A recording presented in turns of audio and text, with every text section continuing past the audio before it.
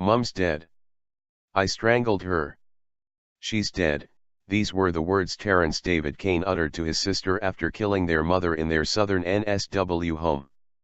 Now, more than 2 years later, Kain has been sentenced to a minimum of 4 years for the manslaughter of his 74-year-old mother Beverly Kain, who he strangled in her bedroom. In handing down the sentence in the Supreme Court on Friday, Justice Michael Adams said Ms Kain was a loving, generous woman who had been the center of her family's life. Their loss has been a terrible blow. This is all the worse since she was killed at the hands of her own son, to whom she had been a loving, generous mother. The court heard that Kain, 48, and his mother had lived together in their Goulburn home for years. While they had spats, Justice Adams said there was no history of violence. But in the weeks leading up to her death, neighbors recalled hearing more arguments.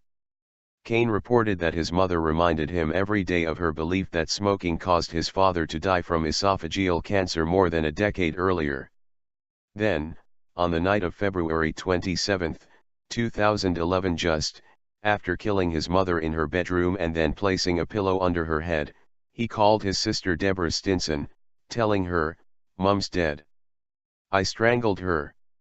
She's dead." Shortly after police arrived at the house, Kain began crying, saying he had just freaked out, adding, "I'm not a bad guy, I just lost control." He was originally charged with murdering Ms Kain but instead pleaded to manslaughter on the grounds of substantial impairment and was found guilty. Justice Adams said Kain suffered brain damage and dementia due to chronic alcohol abuse and had a long history of self-harm and depression. The worst incident saw him shoot himself in the leg in 1991, after which he developed gangrene and needed to have it amputated. Justice Adams said there was reasonable doubt that Kain, who had no history of violence against others, intended to kill his mother. Rather, he found that Kain's mental state meant he did not appreciate the outcome of his actions.